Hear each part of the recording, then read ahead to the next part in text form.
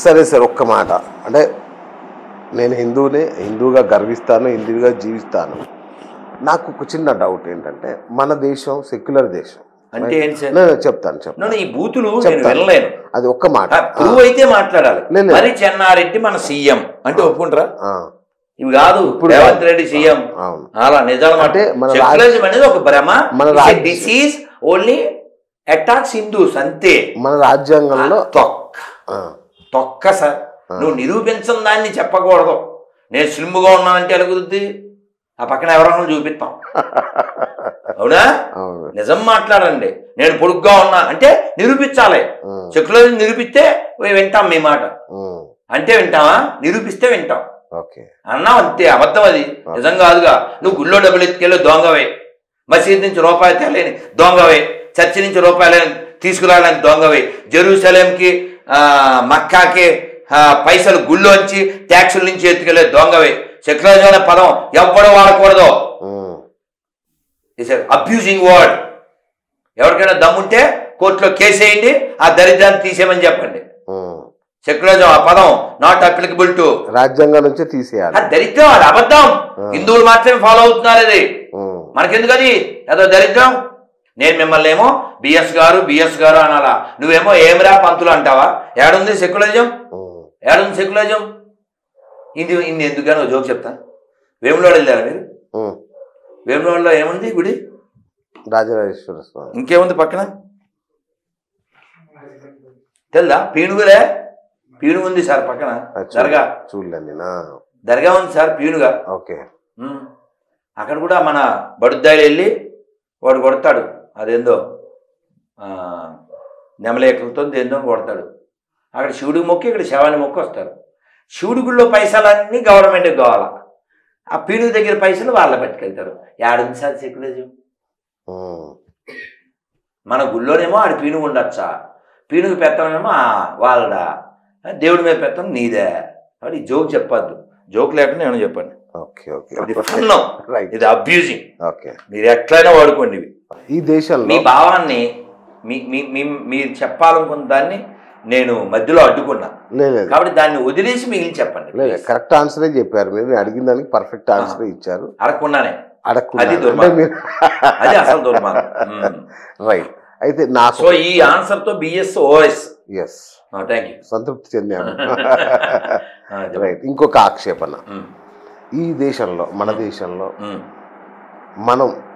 మనమే కులాలు ఇట్లాంటివి అడ్డుగోడలు పెట్టి వాడిని గుడికి రానివ్వకుండా చేసి, అస్పృశ్యుడివి నువ్వు, అంటరాని వాడివి నువ్వు అని సమాజం నుంచి దూరం చేస్తేనే కదా ఈ మతం వాళ్ళు వచ్చి వాళ్ళని పట్టుకొని వాళ్ళకి అన్నం పెట్టి వాళ్ళకి చదువులు చెప్పించి వాళ్ళ మతంలోకి లాక్కున్నారు. మనం ఆ పని ఎందుకు చేయలేకపోయాం? ఇది మనలో ఉన్న లోపం కాదా? మన లోపం వల్లనే ఇలా జరగలేదా? చూడండి, మీ ఇంట్లో నలుగురిలో ఒకడు వాడి యొక్క పొగరుతోనో ఇంకోటో వాడు రాంగ్ బిహేవ్ చేస్తే అది మీ అందరి దోషం కాదు.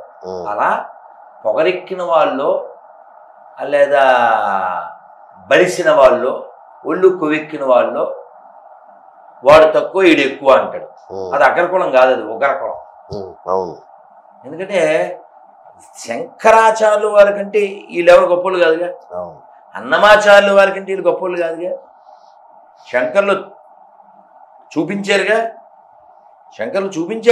ఏమి అద్వైతం.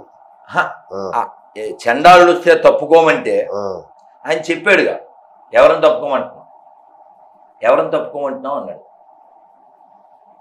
ఈ పంచభూతాత్మకమైన శరీరాన్న లేకపోతే శాశ్వతమైన ఆత్మన అన్నాడు. ఇది కళ్ళు దాగే చండాలు. ఆయనకి వెంటనే అర్థమైపోయింది, వచ్చినవాడు చండాలు కాదు పరమశివుడు. ఇలాంటిదే 600 ఏళ్ల క్రితం అన్నమయ్య చెప్పారు.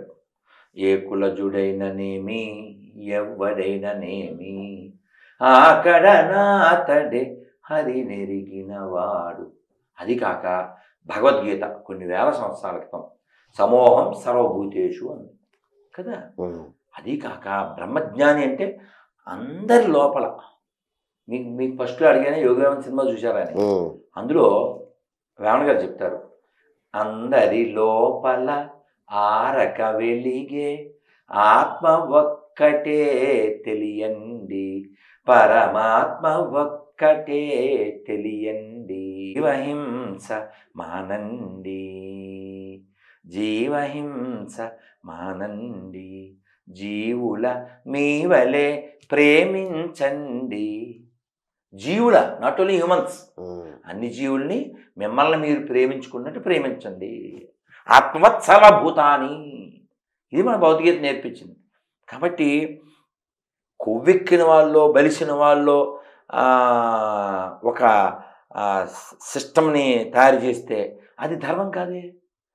ఇప్పుడు వాల్మీకి ఎవరండి? వాల్మీకి ఎవరండి? నాకు అవన్నీ తెలియదు sir. I'm a layman, common man, ఒక అస్పృశ్యుడిని, నిమ్న జాతి వారిని. నాకు ఇవన్నీ తెలియదు. కానీ నన్ను నా వాళ్ళు దూరం పెడుతున్నారు. నన్ను ఎవరు ఇది మీరు చెప్పేది గతం. అవునా? గతమే అంటే పుట్టుక చెప్తున్నా. ఈ అన్య మతాలు ఎందుకు వచ్చాయో చెప్తున్నా. కాదు కాదు, ఇది ఒక రీజను మీకు చూపించడానికి వాళ్ళు సృష్టించారు. కానీ ఇప్పుడు డెన్మార్క్లో ఏమన్నా ఉందా సార్ ఇలాగా? డెన్మార్క్లో అస్పృశ్యత అనేది ఏమన్నా ఉందా? డెన్మార్క్లో ఏం లేదుగా. మరి ఇప్పుడు రోడ్ల మీద ఏం జరుగుతుంది డెన్మార్క్లో తెలుసా? ఒకసారి చూడండి. జర్మనీలో ఏం జరుగుతుందో తెలుసా? ఒకసారి చూడండి. మీకు అర్థమయ్యేలా చెప్తాను బాగా. సినిమా పేరు నాకు గుర్తులేదు, బహుశా జులై అనుకుంటున్నా. జులై సినిమాలో అతను పోలీస్ స్టేషన్కి వెళ్తాడు, హీరో. వెళ్ళి అక్కడ అందరినీ కొడతాడు. కొడితే ఏదో ప్లేస్కి వెళ్తాడు, కొడితే అక్కడ ఎంఎస్ నారాయణ అంటాడు బ్రహ్మాజీతో, కుర్రోడు కదా ఫ్రస్ట్రేషన్లో కొడుతున్నాడు అంటాడు. అంటే బ్రహ్మాజీ అంటాడు, ఫ్రస్ట్రేషన్ లేదు, తొక్క లేదు, వాడు కావాలనే కొడుతున్నాడు అంటాడు. అలా ఈ ప్రపంచమంతా మా మతమే ఉండాలి అనేటువంటి కాన్సెప్ట్తో ఇస్లాము, క్రైస్తవం పనిచేస్తున్నాయి. వాళ్ళు టార్గెట్గా పనిచేస్తున్నారు, దాన్ని ప్రకటించి మరీ పనిచేస్తున్నారు. ఇవన్నీ వంకలంతే. ఇప్పుడు మదర్ తెరీసా గురించి మీరేమంటారు? చాలా గొప్పది. మనకే అదే పాఠాలు పెట్టారు, అంతేగా, మనకే అవి పెట్టారు. ప్రపంచంలో చాలా దేశాలు ఉన్నాయి కదా మతం మార్చడానికి, ఎక్కడికి ఎందుకు రావాలి? సేవ అనేది వంక, ఆవిడ ఓపెన్గా చెప్పింది, వీడియోలు కూడా ఉన్నాయి. Some people thought I'm the social reformer. No, have come to convert the public చెప్పింది. ఒక్క రోజులో 29,000 మందిని మార్చిందంట మాట. వీడియోలు కూడా ఉన్నాయి.